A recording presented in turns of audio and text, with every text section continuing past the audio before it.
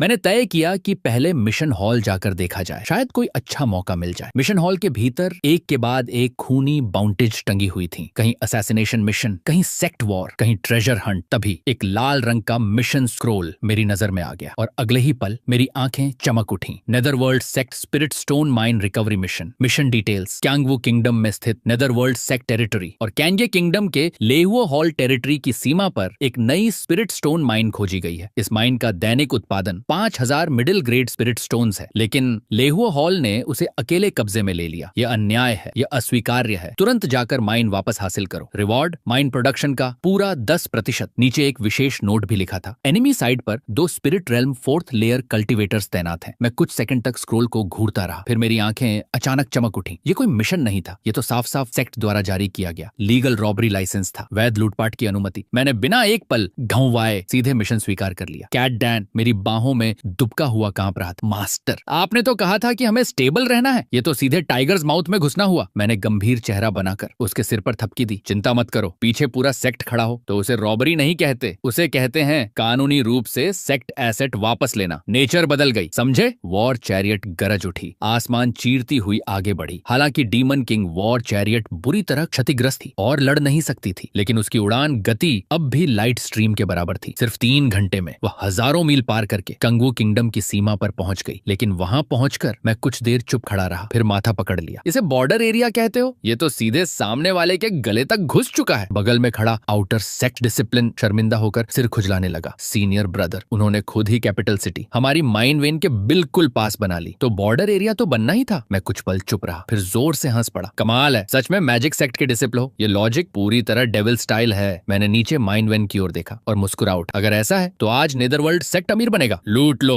Black wind ridge के उत्तर में कांगे kingdom की राजधानी साफ दिखाई दे रही थी। नई माइन वेन के ऊपर लिहुओ सेक्ट का लाल झंडा हवा में लहरा रहा। मैं आसमान से नीचे झांकते हुए गहरी सांस ली। अगले ही पल स्टोन सी डिवाइन आर्ट फट पड़ी। 10,000 हॉर्स पावर के बराबर स्पिरिट पावर एक साथ विस्फोट कर गई। मेरे निवान पैलेस से हेवनली डीमन प्राइमोर्डियल स्पिरिट आसमान में उठ खड़ा हुआ। 10 जांग ऊंचा शरीर क्षण भर में बढ़कर 30 जांग का हो गया। अनंत डेविल छी आकाश को ढंकने लगी, मानो कोई एंशिएंट डीमन गॉड उतर आया हो। मैंने ब्लैक आयरन वॉर चैरियट को नियंत्रित किया और सीधे माइन वेन पर गिरा दिया। उसी समय माइन वेन के भीतर से दहाड़ सुनाई दी। कौन है जो हमारे लेवो सेक्ट पर हमला करने की हिम्मत कर रहा है? 2 लाइट शील्ड्स माइन से बाहर निकले। एक मोटा एल्डर, एक दुबला एल्डर, दोनों spirit realm 4th layer experts. वे क्रोध से दहाड़ते हुए मेरी ओर बढ़े, लेकिन उनका स्वागत हुआ अनगिनत अदृश्य सोर्ड शैडोज से। Stone sea into ocean, 10,000 swords return to origin. 10,000 horse power की शक्ति लगातार 4 बार फटी। हजारों सोर्ड छी मौत के तूफान में बदल गई। 100 मीटर का क्षेत्र क्षण भर में चूर्ण बन गया। मोटा एल्डर प्रोटेक्टिव गैंग छी तक नहीं खोल पाया और सीधे ब्लड मिस्ट बन गया। दुबले एल्डर ने शील्ड मैजिक ट्रेजर निकाला, मुश्किल से बचाव किया, लेकिन अगले ही पल 30 जांग ऊंचे हेवनली डीमन प्राइमोर्डियल स्पिरिट ने एक एक्स स्ट्राइक में उसे 2 टुकड़ों में बांट दिया। 2 समान स्तर के एक्सपर्ट, इंस्टेंट किल। दोनों प्राइमोर्डियल स्पिरिट्स डर के मारे भागना चाहते थे, लेकिन 9 डीमन बैनर्स पहले ही चारों दिशाएं बंद कर चुके थे। ब्लड लाइट झरने की तरह उतरी और मैंने दोनों प्राइमोर्डियल स्पिरिट्स को ऐसे पकड़ लिया मानो जेब से चीज निकाल रहा हूं। क्रैक! दोनों प्राइमोर्डियल स्पिरिट्स चूर चूर हो गए और 9 डीमन बैनर्स की शक्ति बन गए। कैट डैन की आंखें फटी रह गईं। मास्टर, आप बहुत ज्यादा क्रूअल नहीं हो गए? मैंने शांत चेहरा बनाए रखा और माइन केव की ओर चल पड़ा। ये क्रूएल्टी नहीं है, ये स्लेवेशन है। उन्होंने लॉ एनफोर्समेंट का विरोध किया, मैंने उन्हें कानूनी रूप से मुक्त कर दिया। पूरी तरह रीजनेबल। माइन केव के अंदर मिडिल ग्रेड स्पिरिट स्टोन्स के पहाड़ लगे थे। मैंने हाथ घुमाया और सब कुछ स्टोरेज बैग में भर लिया। फिर लेओ सेक्ट का झंडा जला दिया और उसकी जगह नेदरवर्ल्ड सेक्ट का ब्लैक डीमन बैनर गाड़ दिया। चूंकि हाथ डाल ही दिया था तो काम पूरा होना चाहिए। मैं वॉर चैरियट पर चढ़ा और सीधे कैंगवू किंगडम के इंपीरियल पैलेस में जा उतरा। राजा डर के मारे कांप रहा। मैंने हाथ उठाया। बकवास मत करो, क्या कैंगे किंगडम को निगलना चाहते हो? उसके बाद 9 डीमन बैनर्स आसमान में फैल गए। हेवन, अर्थ, ह्यूमन, एसेंस, छी, स्पिरिट, 6 दिशाओं की शक्ति एक साथ सक्रिय हो उठी। ब्लड लाइट समुद्र बन गई। सोल ची आसमान तक भर गई। पूरा बैटलफील्ड सीधे असुरा हिल बन गया। मिलियन सोल्जर्स चीखने का मौका भी नहीं पा सके। उनका मांस सूख गया, खून उड़ गया। सोल, एसेंस, ची, सब कुछ 9 डीमन बैनर्स ने निगल लिया। एक अगरबत्ती जलने भर के समय बाद बैटलफील्ड पर केवल मिलियन कॉर्सेस बची थीं। एक युद्ध, एक देश समाप्त। 9 डीमन बैनर्स वापस लौट आए। उनकी ब्लड लाइट भीतर सिमट गई, लेकिन अब उनमें स्पिरिचुअल लाइट चमक रही थी। मिलियन लाइव्स की ब्लड सैक्रिफाइस के बाद ये डीमन बैनर स्पिरिट ट्रेजर बनने लगे थे। मैंने नीचे खंडहरों की ओर देखा और कांपते हुए कांगवू किंग से कहा, कहा, बाकी काम तुम संभालो। जिस दिन कैंगे किंगडम मिटा उस दिन इतिहास में लिखा गया, योंगचंग ईयर 7 ऑटम, एक डीमन किंग वॉर चैरियट पर सवार होकर आया। मैजिक बैनर्स ने सूर्य ढंक दिया, मिलियन सोल्स बिखर गईं। वह मुस्कुराया और एक किंगडम मिट गया। फिर उसने केवल एक वाक्य कहा, ये अब मेरा है। कांगे किंगडम के विलय के बाद मैं पूरी तरह लोकल एम्परर बन चुका था। सेक्ट रूल्स के अनुसार मुझे केवल 10% स्पिरिट स्टोन्स मिलने थे, लेकिन मैंने कलम घुमाई और सीधे 50% अपने नाम कर लिए। बाकी 50% में से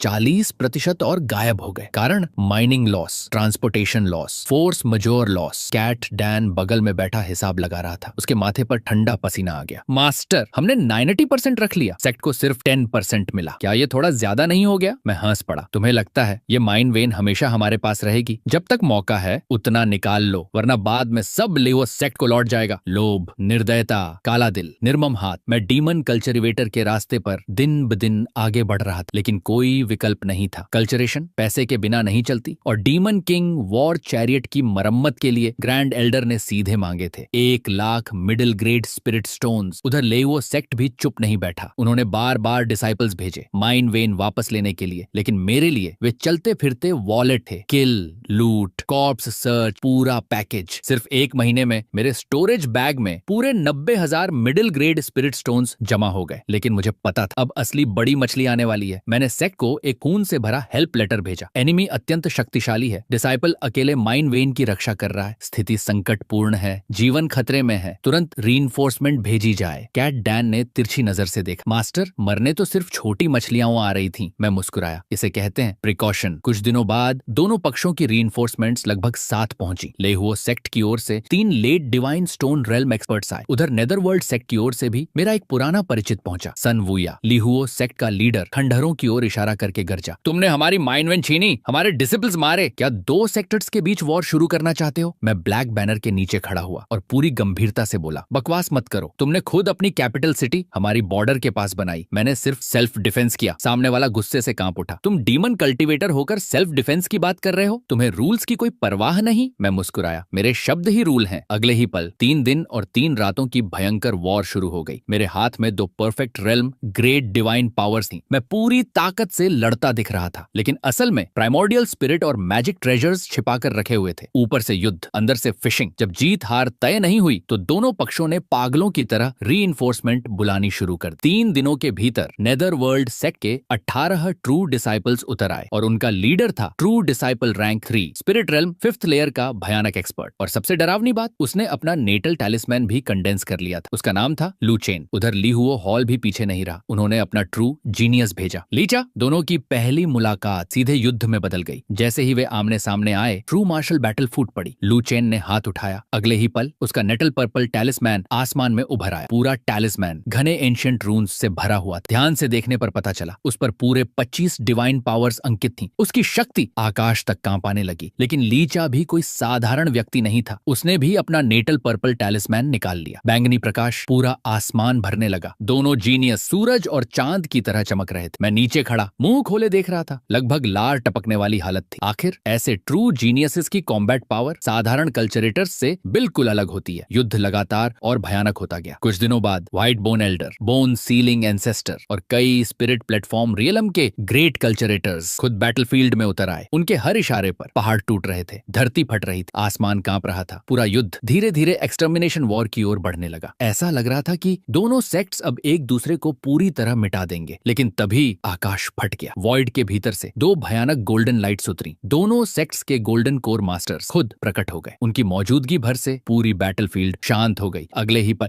दोनों गोल्डन कोर जायंट्स ने एक दूसरे पर पाम स्ट्राइक मारी। धड़ाम! आकाश कांप उठा, धरती हिल गई, मानो पूरा संसार थर्रा गया हो। लेकिन स्ट्राइक के बाद दोनों शांत भाव से नीचे उतर आए और आमने सामने बैठ गए। फिर शुरू हुई नेगोशिएशन। लंबी बातचीत के बाद आखिरकार परिणाम निकल आया। नेदरवर्ल्ड सेक्ट आधी माइन वेन वापस करेगा। दोनों पक्ष टेरिटरी को बांट लेंगे और यहीं पर युद्ध समाप्त होगा। ऊपर से देखने पर ऐसा लग रहा था कि नेटरवर्ल्ड सेक्ट पीछे हट गया, लेकिन असलियत बिल्कुल अलग थी। ये तो पूरी तरह empty hand white wolf strategy थी। बिना कुछ गनवाए आधी माइन वेन हाथ लग गई, ऊपर से एक बड़ा टेरिटरी एरिया भी। कुल मिलाकर नेदरवर्ल्ड सेक्ट ने भरपूर फायदा उठाया और जहां तक मेरी बात है, मैं तो सबसे बड़ा विनर निकला। पूरे 90,000 मिडिल ग्रेड स्पिरिट स्टोन्स सुरक्षित रूप से मेरी जेब में पहुंच चुके थे। कैट डैन धीरे से मेरे पास पास आया और फुसफुसाया, मास्टर अब हम कब निकलेंगे? मैं ठंडी हंसी हंसा, निकलेंगे? कौन निकल रहा है? इसे भागना नहीं कहते, इसे कहते हैं स्ट्रैटेजिक रिट्रीट। मैंने दूर माइन वैन की ओर देखा और होठों पर मुस्कान उभर आई। जब पानी से पूरा फायदा उठा लिया हो तो वहीं रुककर क्या करना? सिर्फ मूर्ख ही नए मैनेजर के लिए बलि का बकरा बनते हैं। जहां प्रॉफिट खत्म वहीं से मेरा एग्जिट शुरू। युद्ध खत्म होने के बाद ले हुए हॉल को जितना सोचते उतना ही कुछ गड़बड़ लगने लगा। उन्होंने पूरी जांच शुरू कर दी। हेवनली डीमन एंशिएंट बैटलफील्ड में यांग यियुन की मौत से लेकर माइन वेन वॉर तक सभी सुराग एक ही व्यक्ति की ओर इशारा कर रहे थे, ज़ाओलिंग्युन चेनमो। ये नाम सीधे उनकी किल लिस्ट के सबसे ऊपर पहुंच गया। लेकिन उस समय तक मैं अपना सारा सामान समेटकर नेदरवर्ल्ड सेक्ट के आर्टिफैक्ट रिफाइनिंग हॉल लौट चुका था। आर्टिफैक्ट रिफाइनिंग ग्रैंड एल्डर मेरी डीमन किंग वॉर चैरियट के चारों ओर 3 दिन तक घूमता रहा। आखिर उसने गंभीर स्वर में कहा, व्हीकल स्पिरिट नष्ट हो चुका है, इसे दोबारा बनाना होगा। किसी जीवित सोल को चैरियट में सील करके धीरे धीरे उसके साथ फ्यूजन करना होगा, तभी नया व्हीकल स्पिरिट जन्म लेगा। लेकिन जरा सी गलती हुई तो चैरियट भी नष्ट और स्पिरिट भी नष्ट। फिर उसने एक सूची मेरी ओर बढ़ाई। मैंने देखा और माथा पकड़ लिया। कुल लागत 1 लाख स्पिरिट स्टोन। लेकिन अब मैं गरीब नहीं था। मैंने बिना झिझक डार्क गोल्ड, मिस्टिक आयरन और कई डिवाइन मटेरियल्स जुटा लिए। तभी ग्रैंड एल्डर ने फिर कहा, तुम्हारी ग्रेट 3 टैलेंट्स डीमन बैनर पहले से स्पिरिचुअलिटी प्राप्त कर चुकी है। अगर इसे फ्यूजन मटेरियल बनाकर चैरियट में मिला दिया जाए तो सक्सेस रेट 2 गुना हो जाएगा, लेकिन मैजिक ट्रेजर पूरी तरह नष्ट हो जाएगी। मैं कुछ क्षण चुप रहा, फिर दांत भींचकर बोला, रिफाइन करो। उसके बाद मेरे जीवन के सबसे खतरनाक 20 साल शुरू हुए। मैं एबिस में उतरा, मिस्टिक गोल्ड खोदा, 10,000 गोस्ट केव में घुसा, वर्ल्ड सोल स्टोन्स छीनी, अनगिनत बार मौत के दरवाजे तक पहुंचा। आखिरकार 49 दिनों की भयानक रिफाइनिंग फायर के बाद एक नई वॉर चैरियट जन्मी, पूरी तरह काली, डेविल रून्स से ढकी हुई। जैसे ही वह फर्नेस से बाहर निकली, पूरे रिफाइनिंग हॉल पर एकदम घोंटू दबाव छा गया। उसकी ऑरा देखकर ही समझ आ रहा था यह कम से कम टॉप ग्रेड स्पिरिट ट्रेजर थी और शायद उसमें इनेट ट्रेजर बनने की संभावना भी बची हुई थी। ग्रैंड एल्डर ने संतोष से सिर हिलाया, मटेरियल्स पूरे हो गए, वॉर चैरियट भी तैयार है, अब केवल एक शक्तिशाली इविल स्पिरिट चाहिए। फ्यूजन प्रोसेस छोटा हुआ तो कुछ दशक, लंबा हुआ तो 100 साल भी लग सकते हैं। क्या तुम इंतजार कर सकते हो? मैं कुछ कह पाता उससे पहले कैट डैन अचानक मेरी बाहों से कूद पड़ा। उसकी आंखों में पहली बार डर नहीं था, सिर्फ दृढ़ निश्चय था। मैं करूंगा। मैं चौंक गया। कैट डैन ने मेरी ओर देखा। हालांकि मैं अब हेवनली डीमन स्पिरिट नहीं रहा, लेकिन मेरा सोर्स इस चैरियट जैसा ही है। मैं दशकों से मास्टर के साथ हूँ, मुझसे बेहतर कोई नहीं। मैं कुछ देर उसे देखता रहा। दिल के भीतर अजीब सा एहसास उठा, ये रास्ता 9 मौत और 1 जीवन वाला है। सोच लिया है? कैट डैन ने सिर ऊंचा कर लिया। सोच लिया। मैं हमेशा मास्टर की बाहों में छिपा रहने वाला बेकार कैट नहीं बनना चाहता। अगर सफल हुआ तो ये डीमन किंग वॉर चैरियट मेरा नया शरीर होगी और आगे से लड़ाई में मैं मास्टर के लिए रास्ता साफ करूंगा। उसकी बात सुनकर मैं लंबे समय तक चुप रहा। कैट डैन के फ्यूजन के लिए मैंने भारी कीमत देकर एंशिएंट फॉर्मेशन मास्टर गुस सीनियर ब्रदर को बुलाया। हम दोनों चुपचाप उस पुराने हेवनली डीमन बैटलफील्ड में पहुंचे। धरती से 3000 मीटर नीचे मैंने एक विशाल हॉल बनाया। वहीं गुस सीनियर ब्रदर ने 10,000 spirits return to one formation स्थापित की। फॉर्मेशन के केंद्र में डीमन किंग वॉर चैरियट रखी गई। चारों दिशाओं से एंशिएंट बैटलफील्ड की डेविल छी खींची जाने लगी। साथ ही sunlight, moon essence, star find light, सब कुछ चैरियट में प्रवाहित किया गया। फॉर्मेशन पूरा होने के बाद गुस सीनियर ब्रदर पसीना पोंछ रहा था। उसी क्षण मैंने हमला कर दिया। स्टोन सी डिवाइन सोर्डची, 20,000 हॉर्स पावर, एक ही वार। सोर्डची ने उसके सिर के पीछे से आर पार कर दिया। वह चीख भी नहीं पाया और वहीं मर गया। मैंने पहले दी हुई स्पिरिट स्टोन्स वापस ले ली, फिर उसकी लाश पूरी तरह नष्ट कर दी। कैट डैन की स्लीपिंग प्लेस दुनिया में किसी तीसरे व्यक्ति को नहीं पता चलनी चाहिए थी। फॉर्मेशन के बीचों बीच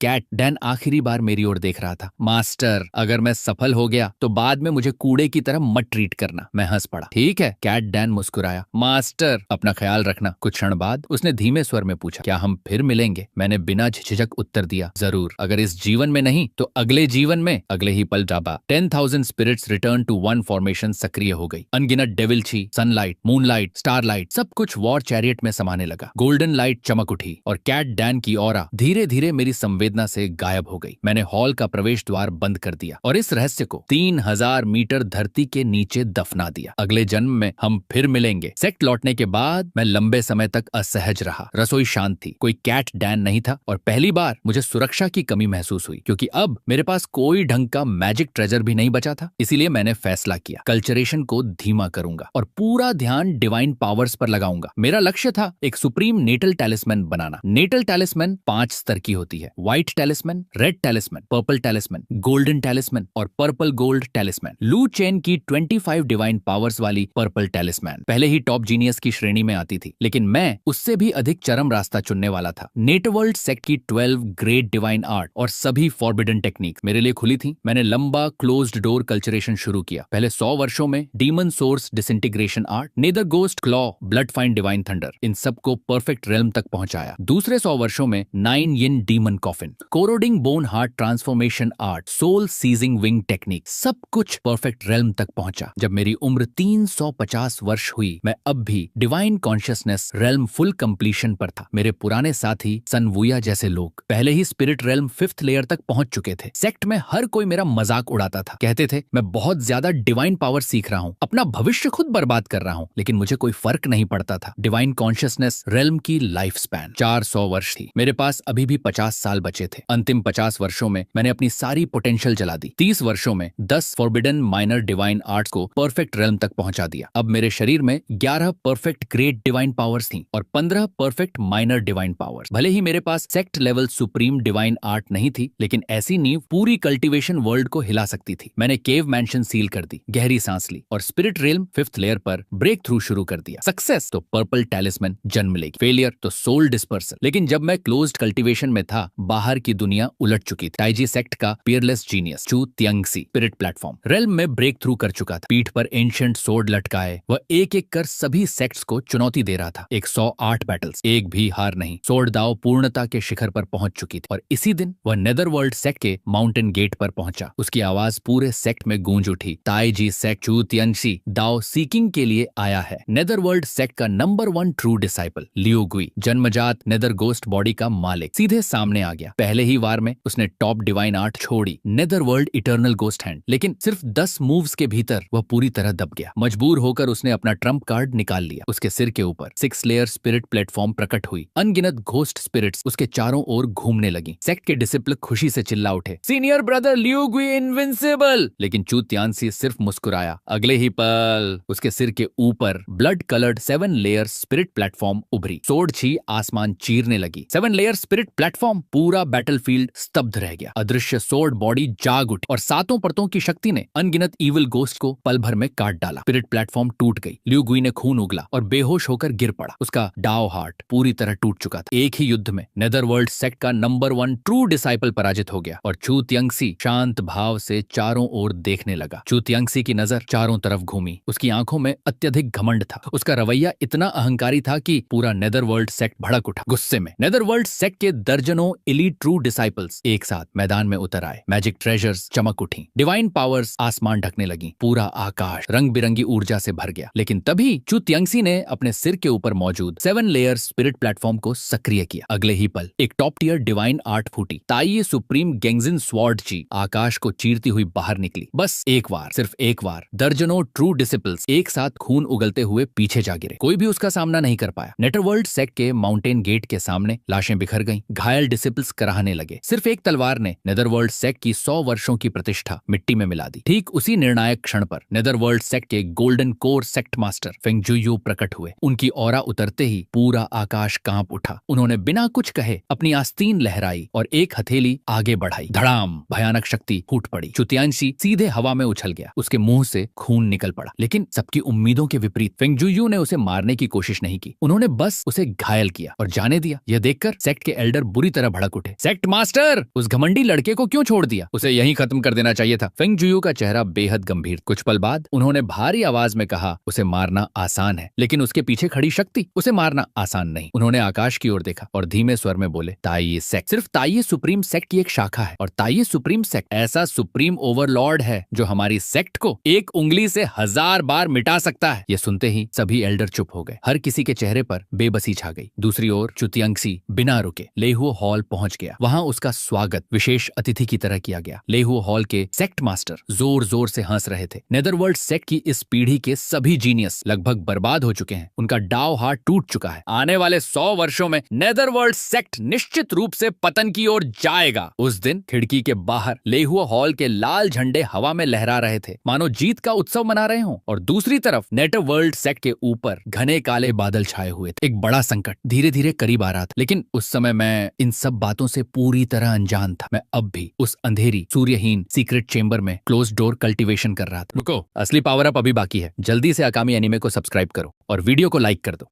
अब मेरा क्लोज डोर कल्चरेशन अंतिम चरण में पहुंच चुका था। मैं मृत शांति से भरे कल्चरेशन रूम में पद्मासन लगाकर बैठा था। मेरे निवान पैलेस के भीतर एक रंगीन तालिस्मैन एम्ब्रियो हवा में तैर रहा था। वह डगमगा रहा था, मानो किस्मत की कलम का इंतजार करती एक कोरी सफेद चादर हो। यही था मेरा सब कुछ। मैंने अपनी सारी डिवाइन सेंस, अपनी सारी मैजिक पावर, अपने शरीर की सारी वाइटल एसेंस, यहाँ तक कि अपनी आत्मा और अपनी इच्छा शक्ति तक, सब कुछ उस टैलिस्मैन एम्ब्रियो में भर दिया। अचानक टैलिस्मैन एम्ब्रियो चमक उठा। उसकी चमक शांत थी, संयमित थी। वह बिल्कुल निर्दोष डिवाइन जेड जैसा लग रहा था। फिर मैंने अपने प्राइमोडियल स्पिरिट को स्याही बनाया, डिवाइन सेंस को कलम बनाया और एक एक रेखा उकेरनी शुरू की। हर स्ट्रोक डॉ और लॉ का संगम था। मैं अपनी डिवाइन पावर्स को टैलिस्मन पर अंकित करने लगा। पहले स्मॉल डिवाइन पावर्स, फिर ग्रेट डिवाइन पावर्स। हर बार जब एक डिवाइन पावर सफलतापूर्वक अंकित होती, मेरी ऑरा बाढ़ की तरह उफन उठती। और उसी समय नेटरवर्ल्ड सेक्ट के माउंटेन गेट पर अचानक हालात बदल गए। आसमान में लीहो हॉल सेक्ट मास्टर खड़ा था। उसके बगल में लाल डाव रॉब पहने एक युवा खड़ा था। उसकी आंखों में अहंकार साफ झलक रहा था। उसने सिर उठाया और ऊंची आवाज में कहा, सुना है नेटरवर्ल्ड सेक्ट के ट्रू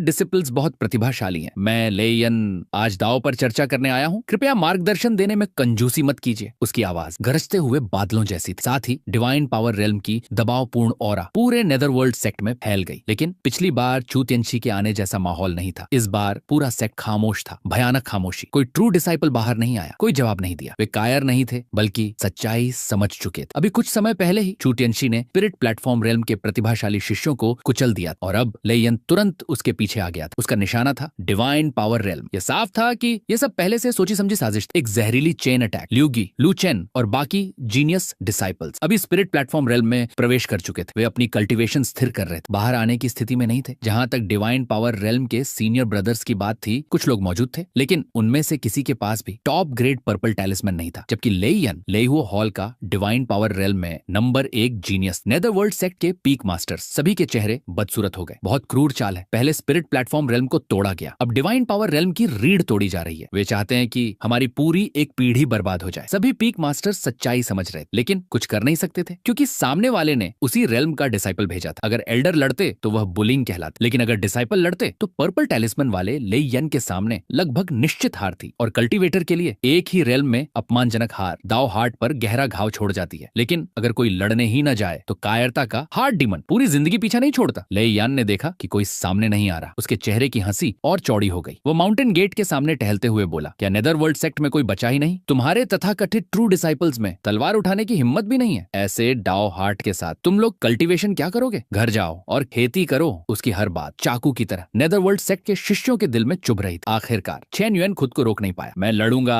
वह दहाड़ते हुए बाहर निकला। उसका नेटल टैलिस्मैन उड़कर बाहर आया। वह एक चमकदार रेड टैलिस्मैन था। लेयन ने एक नजर डाली और हंस पड़ा। रेड टैलिस्मैन, तुम भी मुझे चुनौती दोगे? शर्म नहीं आती? युद्ध शुरू हुआ और लगभग शुरू होते ही खत्म भी हो गया। आधा धूपदान भी नहीं जला था कि क्वीन युआन खून उगलते हुए पीछे जा गिरा। लेकिन लेयान यही नहीं रुका। वह आगे बढ़ा और अपने पैर से क्वीन यान की छाती पर चढ़ गया। फिर खुलेआम उसका अपमान करने लगा। क्वीन यान का गुस्सा सीधे दिल पर चढ़ गया और वह वहीं बेहोश हो गया। इसके बाद सनवुया ने दांत भींचे और मैदान में उतर गया। लेकिन उसका हाल भी कुछ अलग नहीं था। 2 जीवित उदाहरण सामने थे और अब पूरा नेदरवर्ल्ड सेक्ट अपमानजनक खामोशी में डूब चुका था। लेयान हाथ पीछे बांधकर खड़ा था। चेहरे पर तिरस्कार भरी मुस्कान थी। नेटरवर्ल्ड सेक्ट के ट्रू डिसिपल्स बस इतने ही हैं? मैं तो बहुत निराश हुआ। ये शब्द एक एक करके मेरे कानों तक भी पहुंच रहे थे। इस समय मैंने 11 ग्रेट डिवाइन पावर्स और 15 स्मॉल डिवाइन पावर्स सफलतापूर्वक अंकित कर दी थी। मेरा नेटल डिवाइन टैलिस्मैन निवान पैलेस में तैर रहा था। बैंगनी और लाल रोशनी उसके चारों ओर लहरा रही थी। वह पहले ही एक टॉप ग्रेड रेड टैलिस्मैन बन चुका था, सच्चे पर्पल टैलिस्मैन से बस एक कदम दूर। लेकिन यही एक कदम आसमान और जमीन का फर्क था। मैंने लू चेन सीनियर ब्रदर का पर्पल टैलिस्मैन देखा था। उसकी शक्ति निम्न स्तर के टैलिस्मैन्स के लिए पूर्ण विनाश थी। पूरी ताकत से इस्तेमाल करने पर वह स्पिरिट प्लेटफॉर्म रेल्म के शुरुआती एक्सपर्ट से भी टक्कर ले सकता था। ऐसी शक्ति देखने के बाद मैं रेड टैलिस्मैन पर कैसे रुक जाता? उसी समय लेयन की आवाज फिर गूंजी, क्या नेटरवर्ल्ड सेक्ट में कोई बचा ही नहीं? ये आवाज मेरे दिल पर हथौड़े की तरह पड़ी। मैंने अचानक आंखें खोल दी। मेरी आंखें खून की लाल नसों से भर चुकी थी। सब कुछ दांव पर लगा दूंगा। मैंने दांत भींच लिए। अगले ही पल मैंने सेक्ट की फॉरबिडन टेक्निक सक्रिय कर दी। Magic origin disintegration, great art. ये technique heavenly demon disintegration art से विकसित हुई थी। हालांकि यह सीधे आत्मविनाश नहीं करती थी, लेकिन इसकी कीमत भी किसी से कम नहीं थी। लेकिन इस टेक्निक की कीमत भी बहुत बड़ी थी। ये कल्टीवेटर की सबसे कीमती चीज उसकी लाइफ स्पैन को जलाती थी। बदले में पोटेंशियल, कॉम्प्रिहेंशन और कॉम्बैट पावर को कुछ समय के लिए आसमान तक पहुंचा देती थी। अचानक मेरे शरीर से एक सड़ी हुई ऑरा निकलने लगी। मेरे बाल नंगी आंखों से सफेद होने लगे। मेरी त्वचा की चमक गायब हो गई। जीवन शक्ति तेजी से खत्म होने लगी। लेकिन बदले में मेरी कॉम्प्रिहेंशन एक अभूतपूर्व स्तर पर पहुंच गई। वह अंतिम ग्रेट डिवाइन आर्ट जो इतने वर्षों से पूर्ण नहीं हो रही थी, white bone great hand seal, उसकी सारी मिस्ट्रीज मेरे दिमाग में बाढ़ की तरह उमड़ पड़ी। Entry level, small success, great success और फिर परफेक्शन। सिर्फ 1/4 घंटे में मैंने वह रास्ता तय कर लिया जिसे पूरा करने में दूसरे कल्टीवेटर्स को दशकों लग जाते। मैंने दांत भींच लिए और जीवन शक्ति के तेजी से नष्ट होने का दर्द सहते हुए अपनी डिवाइन सेंस को चाकू बनाया। फिर इस perfect white bone great hand seal को नेटल टेलिस्मन पर अंकित करना शुरू कर दिया। एक स्ट्रोक, दूसरा स्ट्रोक, तीसरा स्ट्रोक और आखिरकार अंतिम स्ट्रोक भी पूरा हो गया। लेकिन उसी क्षण मेरी लाइफ स्पैन भी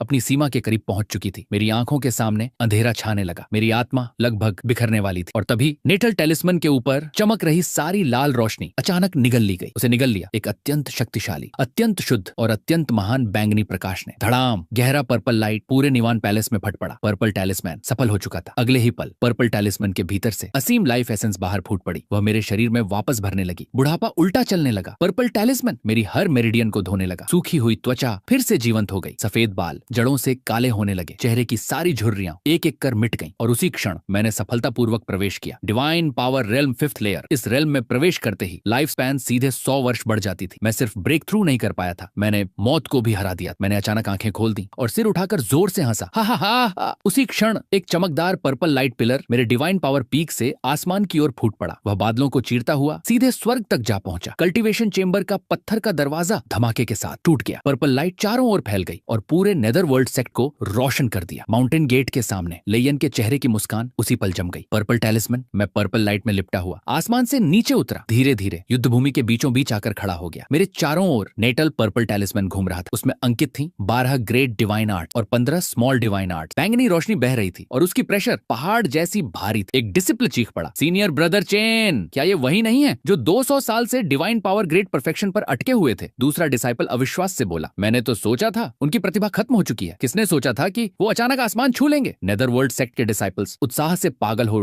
उठे। ल्यूगुई के स्प्रिट प्लेटफॉर्म रियलम में प्रवेश करने के बाद आज नेदरवर्ल्ड सेक्ट को दूसरा पर्पल टैलिस्मैन जीनियस मिल चुका था। जो सेक्ट अभी तक खामोश था वह अचानक जयकारों से गूंज उठा। पूरा पर्वत उत्साह से कांपने लगा। आसमान से सेक्ट मास्टर की आवाज गूंजी। उसकी आवाज में दबा न जा सकने वाला आनंद। अच्छा, बहुत अच्छा, तुमने बिल्कुल सही समय पर ब्रेक थ्रू किया। नीचे से एक डिसाइपल चिल्लाया, सीनियर ब्रदर चेन, उसे पीट डालिए, हमारे डीमनिक पाथ की प्रतिष्ठा वापस लाइए। मैंने कोई जवाब नहीं दिया क्योंकि मेरे एक्शंस ही मेरा जवाब थे। मैंने बस अपनी उंगली आगे उठाई। अगले ही पल नेटल पर्पल टैलिस्मैन बैंगनी बिजली की तरह बाहर निकला। हवा फट गई, आकाश कांप उठा और वह सीधे लेईयान की ओर जा टकराया। लेईयान का चेहरा तुरंत गंभीर हो गया। उसने भी अपना पर्पल टैलिस्मैन बाहर निकाल लिया और सामने से टक्कर दी। धड़ाम, 2 पर्पल टैलिस्मैन्स आकाश के बीचों बीच टकराए। स्पिरिचुअल लाइट फट पड़ी। शॉक वेव चारों दिशाओं में फैल गई और पूरा वॉइड जोर से कांप उठा। तुम अभी अभी ब्रेक थ्रू करके आए थे। रेल्म अभी पूरी तरह स्थिर भी नहीं हुआ था और फिर भी तुम मुझसे लड़ने की हिम्मत कर रहे हो? लेईयन ठंडी हंसी हंसा। मैं इस रेल्म में आए हुए लगभग 10 साल हो चुके हैं। मेरी फाउंडेशन चट्टान जैसी मजबूत है। तुम आखिर मुझसे लड़ोगे कैसे? मैं चुप रहा, लेकिन मेरे पीछे का वॉइड अचानक मरोड़ खाने लगा। अगले ही पल 100 मीटर ऊंची डेमन शैडो धरती से उठ खड़ी हुई। Great mighty heavenly demon king. उसके 3 सिर थे, 6 भुजाएं थीं और उसके पंख फैलते ही आधा आसमान ढक गया। मेरा पर्पल तालिस्मैन उसकी मुख्य भुजा की हथेली में तैर रहा था। डिमोनिक ऑनरा आसमान तक पहुंच रही थी। लेईयन का चेहरा तुरंत बदल गया। तुम्हारा प्राइमोर्डियल स्पिरिट इतना शक्तिशाली कैसे हो सकता है? ब्रेक थ्रू के बाद मेरी डिवाइन सेंस 10 गुना बढ़ चुकी थी। मेरी सोल समुद्र जैसी विशाल हो गई थी। इस भयावह डिवाइन सेंस की शक्ति से perfect great mighty heavenly demon king का आकार 3 गुना से भी ज्यादा बढ़ गया। उसकी ताकत 10 गुना से भी अधिक हो चुकी थी। मैंने सिर्फ एक शब्द कहा, दबा दो। अगले ही पल great mighty heavenly demon king ने पर्पल टैलिस्मैन उठाया और पूरी शक्ति से नीचे दे मारा। धड़ाम, धरती कांप उठी, पहाड़ हिल गए। लेईयन को पहली बार मौत की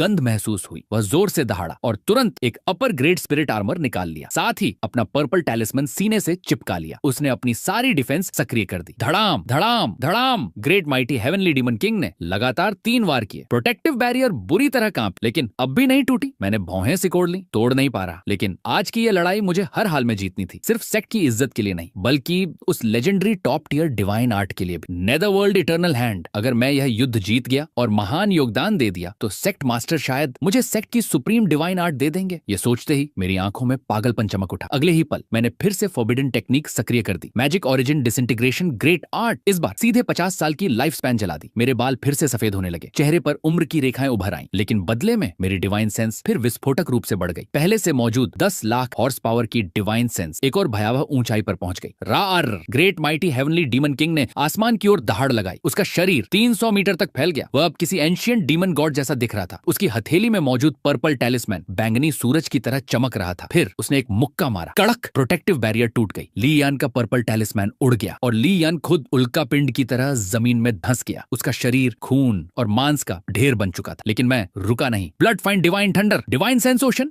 मैंने एक साथ 2 परफेक्ट ग्रेट डिवाइन आर्ट्स चला दी। अनगिनत सोर्ड छी लेयन के शरीर को छलनी कर गई। फिर ब्लड फील्ड डिवाइन थंडर उस पर टूट पड़ी और उसका शरीर सीधे कोयले में बदल गया। उसी समय एक छोटा सा प्रिमोडियल स्पिरिट बाहर निकला। वह लेयन था। उसका प्रिमोडियल स्पिरिट अपना मध्यम पर्पल टैलिस्मैन पकड़े हुए था। उसकी आंखों में सिर्फ भय था। वह मुड़ा और भागने लगा। जब तक प्रिमोडियल स्पिरिट बचा था वह बॉडी पोजेशन करके दोबारा जी सकता था। भागना चाहते हो? मैंने ठंडी आवाज में कहा। Great mighty heavenly demon king ने फिर हाथ उठाया। सेक्ट मास्टर मुझे बचाइए। लेयन का प्राइमोडियल स्पिरिट निराशा से चीख उठा। उसी क्षण लेहुओ हॉल सेक्ट मास्टर का चेहरा बदल गया। उन्होंने तुरंत हमला कर दिया। एक विशाल फायर पाल्म मेरी ओर बढ़ी, लेकिन तभी आसमान से एक गोल्डन पाल्म प्रिंट उतरी। धड़ाम! उसने फायर पाल्म को रोक लिया। वह नेदरवर्ल्ड सेक्ट मास्टर थे। उन्होंने ठंडी हंसी के साथ कहा, मेरे सामने तुम जूनियर को दबाना चाहते हो। तुम्हारी औकात नहीं है। नेदरवर्ल्ड सेक्ट को चुनौती दी है तो सोल डिस्ट्रक्शन के लिए तैयार रहो। धड़ाम! 2 गोल्डन कोर एक्सपर्ट्स की हथेलियां टकराईं। लेहुओ हॉल सेक्ट मास्टर एक कदम पीछे हट गए और उसी समय great mighty heavenly demon king का हाथ नीचे गिर चुका था। नहीं! लेयन की अंतिम चीख गूंज उठी। ठप! उसका प्राइमोडियल स्पिरिट एक ही वार में चकनाचूर हो गया, लेकिन मैं फिर भी नहीं रुका। ब्लड फील्ड डिवाइन थंडर लगातार बरसती रही। मैंने कोई भी बच निकलने की संभावना नहीं छोड़ी। अब लेयन सचमुच मर चुका था। उसकी सोल और स्पिरिट दोनों पूरी तरह नष्ट हो चुके थे। आसमान में एक ओनरलेस पर्पल टैलिस्मैन तैर रहा था। मैंने हाथ बढ़ाया और उसे अपनी ओर खींच लिया। यह वस्तु टॉप ग्रेट स्पिरिट आर्टिफैक्ट के बराबर थी और रिफाइनिंग मटेरियल के रूप में अत्यंत मूल्यवान थी। इस तरह लीहो हॉल सेक्ट का आक्रामक चैलेंज पूरी तरह असफल हो गया। मैंने सिर उठाया और सीधे आसमान में खड़े लेहुओ हॉल सेक्ट मास्टर को देखा। उनकी आंखों में भयानक किलिंग इंटेंट उबल रहा, लेकिन नेदरवर्ल्ड सेक्ट मास्टर की ऑरा ने उन्हें बांध रखा था। वे कुछ नहीं कर सकते थे। आखिरकार उन्होंने ठंडी हंकार भरी और चले गए। नेदरवर्ल्ड सेक्ट मास्टर मेरे पास उतरे। उनकी आंखों में संतोष। बहुत अच्छा किया। 7 दिन बाद मेन हॉल में मुझसे मिलना। मैं तुम्हें डिवाइन आर्ट दूंगा। ये सुनते ही मेरे दिल का बोझ उतर गया। मेरी जान की बाजी व्यर्थ नहीं गई थी। माउंटेन गेट के सामने दबी हुई खुशियां आखिरकार फूट पड़ी। सीनियर ब्रदर चैन अमर रहे। सीनियर ब्रदर चैन सबसे शक्तिशाली हैं। हर डिसाइपल जोश में चिल्ला रहा था। उनकी आंखों में श्रद्धा और जुनून भरा हुआ था। भीड़ के किनारे क्वीन युआन खड़ा था। वह मुझे देख रहा था। उसके चेहरे पर जटिल भाव। उसे याद आया कई साल पहले का माना टेस्ट, जब उसने मुझे एक मामूली जूनियर समझकर नजरअंदाज कर दिया था। लेकिन आज हम दोनों के बीच आसमान और जमीन का अंतर था। कोई जोर से बोला, ले यान भी कुछ खास नहीं था। दूसरा हंसा, बिल्कुल। सीनियर ब्रदर चेन ने उसे इतनी बुरी तरह हराया कि पर्पल टैलिस्मैन सेल्फ डिस्ट्रक्ट करने की भी हिम्मत नहीं हुई। एक और डिसिप्लिन बोला, अगर उसने पर्पल टैलिस्मैन सेल्फ डिस्ट्रक्ट कर दिया होता तो सीनियर ब्रदर चेन भी खतरे में पड़ जाते। यह सुनकर मेरे दिल में हल्की लहर उठी। मैं अच्छी तरह जानता था नेटल टैलिस्मैन को सेल्फ डिस्ट्रक्ट किया जा सकता है। लेयन आखिरी पल तक उम्मीद लगाए बैठा था कि सेक्ट मास्टर उसे बचा लेंगे। वह 100 साल की मेहनत से बने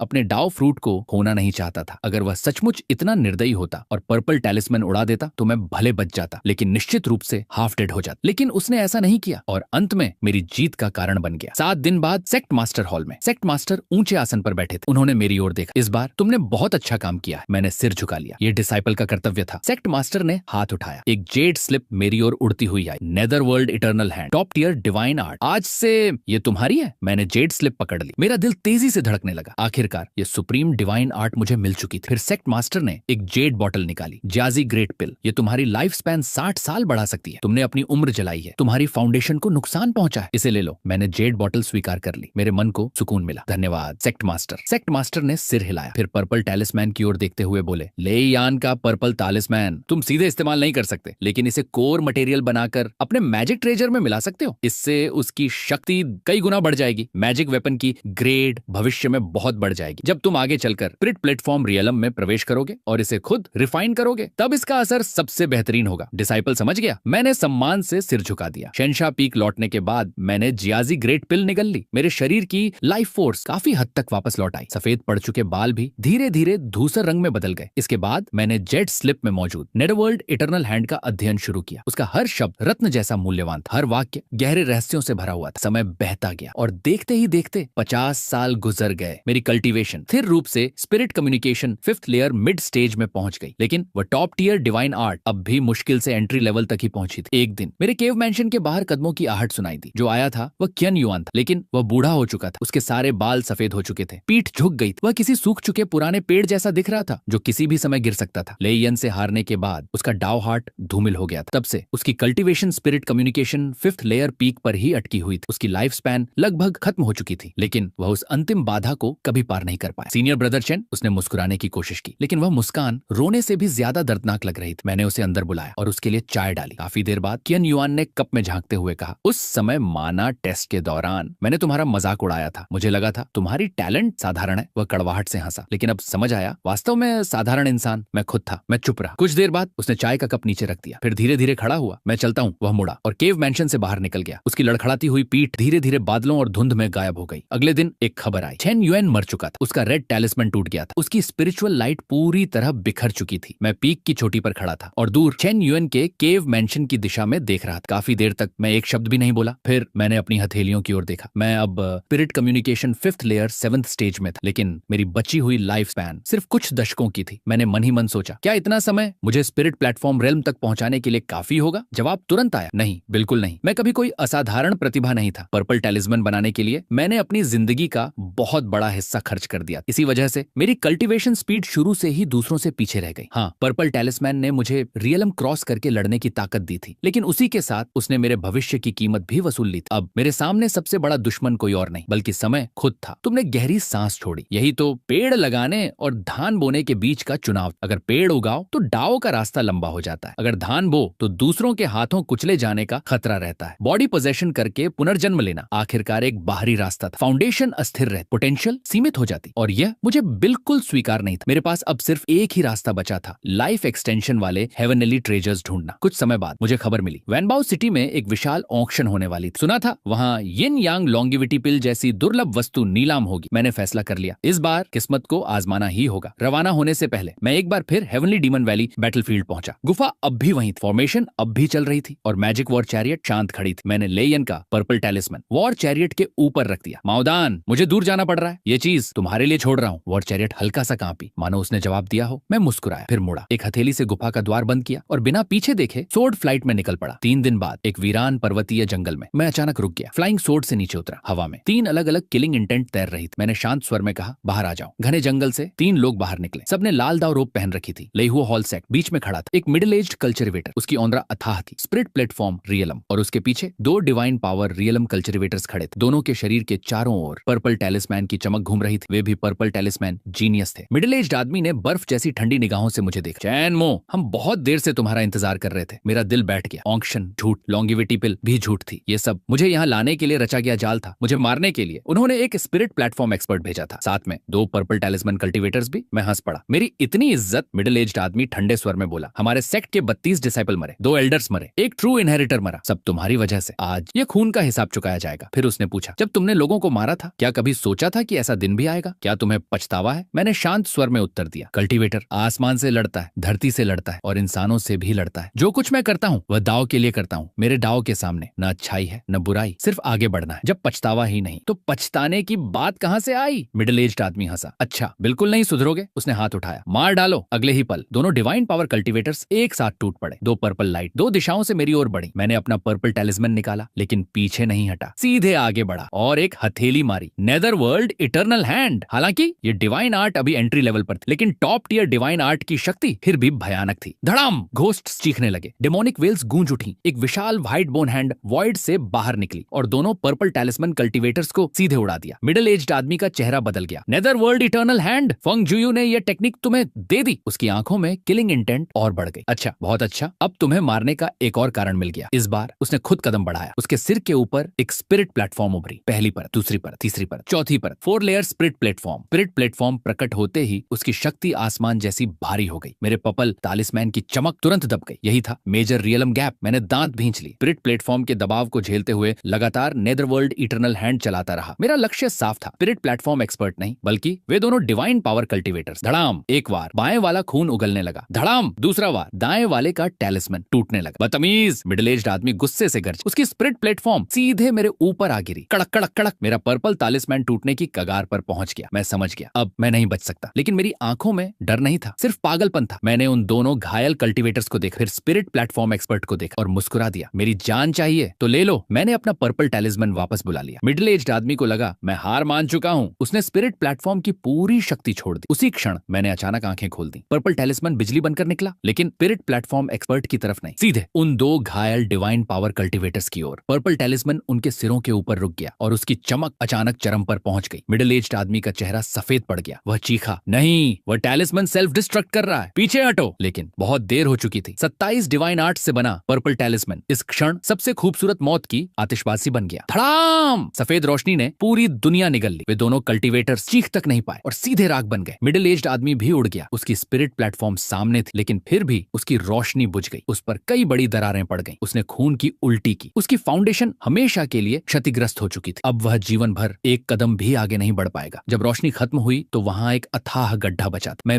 उस गड्ढे के बीच खड़ा था। पूरा शरीर खून से लथपथ। पर्पल टैलिस्मैन टूट चुका था। डेंटियन खाली हो चुका था। प्राइमोर्डियल स्पिरिट बिखर रही थी। मैं मर रहा था। मैंने सिर उठाया और गड्ढे के किनारे खड़े उस स्पिरिट प्लेटफॉर्म एक्सपर्ट को देखा। उसका चेहरा हरा पड़ चुका था। आंखों में भय भरा था। मैं मुस्कुराया। उसने दांत पीसते हुए कहा, पागल। मैं हंस पड़ा। खून मेरे मुंह से बहने लगा और तभी मुझे माओदान याद आ गया। वह डरपोक लेकिन बहुत बातूनी स्पिरिट। पता नहीं वह जागा भी होगा या नहीं, लेकिन मुझे कोई अफसोस नहीं था। मैं नेदर वर्ल्ड सेक्ट का ट्रू इनहेरिटर बना। स्पिरिट कम्युनिकेशन 5th लेयर तक पहुंचा। पर्पल टैलिस्मैन बनाया। लगभग 500 साल जिया और आखिर में अपना पर्पल टैलिस्मैन सेल्फ डिस्ट्रक्ट करके 2 डिवाइन पावर कल्टीवेटर्स को साथ ले गया। एक स्पिरिट प्लेटफॉर्म एक्सपर्ट को अपाहिज बना दिया। मेरी मौत शानदार, इतनी शानदार कि शायद इसका मूल्यांकन भी बुरा नहीं होगा। उसी समय एंशिएंट बुक खुल गई। सुनहरी रोशनी उभरी। H simulation settlement name Zhao Lingyun life span 483 years cultivation spirit communication 5th layer realm divine power realm life record. इस जीवन में तुम शेंशा पीक एल्डर के डिसाइपल बने। हेवनली डीमन वैली बैटलफील्ड से अपनी यात्रा शुरू की। परीक्षाएं पार की। लाइट इनहेरिटेंस प्राप्त की। बाद में ट्रू इनहेरिटर बने। 12 ग्रेट डिवाइन आर्ट्स सीखी। 15 माइनर डिवाइन आर्ट्स सीखी। 380 वर्ष की आयु में पर्पल नेटल टैलिस्मैन सफलतापूर्वक बनाई। गेट चैलेंज में ली यान को हराया। सेक्ट मास्टर से top tier divine art nether world eternal hand प्राप्त। जियाजी ग्रेट पिल से पुरस्कृत हुए। केन युआन की मृत्यु के बाद अपने सीमित लाइफ स्पैन पर शोक किया। 430 वर्ष की आयु में लेहुओ हॉल सेक्ट के घात में फंसे। पर्पल टैलिस्मैन सेल्फ डिस्ट्रक्ट की। 2 डिवाइन पावर कल्टीवेटर्स को मार डाला। एक स्पिरिट प्लेटफॉर्म एक्सपर्ट को गंभीर रूप से घायल किया। दाओ के लिए प्राण त्याग दिए। Achievement golden 5 stars. Point earned 50,000। Evaluation तुम निर्दयी थे अपने प्रति भी और अपने शत्रुओं के प्रति भी। तुमने लाखों मॉर्टल लाइव्स की परवाह नहीं की, लेकिन दाओ के मार्ग पर आखिरी सांस तक पीछे नहीं हटे। सेल्फ डिस्ट्रक्ट करना है तो कर दूंगा। पर्पल टैलिस्मैन बनानी है तो बना लूंगा और उड़ानी है तो बिना झिझक उड़ा भी दूंगा। यही तो एक असली डीमन कल्टीवेटर की पहचान थी। ये सोचकर मेरे चेहरे पर मुस्कान आ गई। पूरे 50,000 अचीवमेंट पॉइंट्स और पिछले सिमुलेशन से बचे हुए 5,000 पॉइंट्स, यानी कुल मिलाकर 55,000 पॉइंट्स। इतने पॉइंट्स देखकर मेरा दिल तेजी से धड़कने लगा। अगर इन्हें सही तरह बांटा जाए तो हर एट्रीब्यूट 10,000 से ऊपर पहुंच सकता था, और अगर ऐसा हुआ तो मैं सीधे आसमान छू लूंगा। इस जीवन की शुरुआत में मैं सिर्फ एक spirit platform realm great cultivator का रजिस्टर्ड डिसाइपल बना था, लेकिन मेरी विजन पिछले जीवनों से कहीं ज्यादा ऊंची हो चुकी थी। मेरे पास मौजूद रिसोर्सेज, डिवाइन आर्ट्स और मैजिक ट्रेजर सब कुछ पहले से कई गुना बेहतर था। इस क्षण मैंने एक बात गहराई से समझी। किसी इंसान की स्टार्टिंग पॉइंट वाकई बहुत मायने रखती है। मैंने बिना झिझक फैसला कर लिया, अगर खेलना है तो इस बार बड़ा खेलेंगे। शिजिया ब्लड लाइन सीधे प्लस 20,000 पॉइंट। इसके बाद मैंने फिर एट्रीब्यूट पैनल खोला। एप्टीट्यूड प्लस 10,000 पॉइंट, फिर कॉम्प्रिहेंशन प्लस 10,000 पॉइंट। अगले ही पल दोनों एट्रीब्यूट्स 10,000 की सीमा पार कर गए। एप्टीट्यूड 10,000 से ऊपर, कॉम्प्रिहेंशन 10,000 से ऊपर। ऐसी प्रतिभा पिछले सभी जीवनों से कहीं अधिक भयानक होने वाली थी, और उसके ऊपर 20,000 पॉइंट्स की शिजिया ब्लड लाइन। ये सोचकर मेरी आंखों में चमक उभर आई। इस जीवन में मुझे पूरा विश्वास कि मैं एक बार इटर्नल गोल्डन कोर जायंट बनने की कोशिश कर सकता हूँ। एक ऐसा अस्तित्व जिसका नाम युगों तक याद रखा जाए। जहां तक बचे हुए पॉइंट्स की बात थी, मैंने उन्हें खर्च नहीं किया। 15,000 पॉइंट्स वैसे ही बचा कर रख दिए, क्योंकि कल्टीवेशन वर्ल्ड में कुछ भी हो सकता था। अगर जन्म लेते ही किसी पुराने मॉन्स्टर एंसेस्टर से टकरा गया, या किसी ऐसे ग्रेट डीमन से जो बिना पलक झपकाए लोगों को मार देता हो, तो कम से कम मेरे पास दोबारा उठ खड़े होने की पूंजी तो होगी। सारे पॉइंट्स एलोकेट हो चुके थे। एंशिएंट बुक हल्के से कांपी। सुनहरी रोशनी फिर से चमक उठी। Point allocation complete. The 9th life simulation will now begin. Good luck host. सुनहरी रोशनी घूमने लगी। एंशिएंट बुक के पन्ने धीरे धीरे पलटने लगे। मैंने गहरी सांस ली। दिल में उत्साह भर गया। इस बार मैंने अपने ऊपर सचमुच भारी निवेश किया। अब देखना था इन 55,000 पॉइंट से बनाई गई 9वीं जिंदगी आखिर मुझे किस ऊंचाई तक ले जाएगी। अगर आपको इसके बाद की कहानी जाननी है तो 8,000 सब्सक्राइबर्स और 3,000 लाइक्स पूरे कर दो। टारगेट पूरा होते ही मैं इसका नेक्स्ट पार्ट अपलोड कर दूंगा।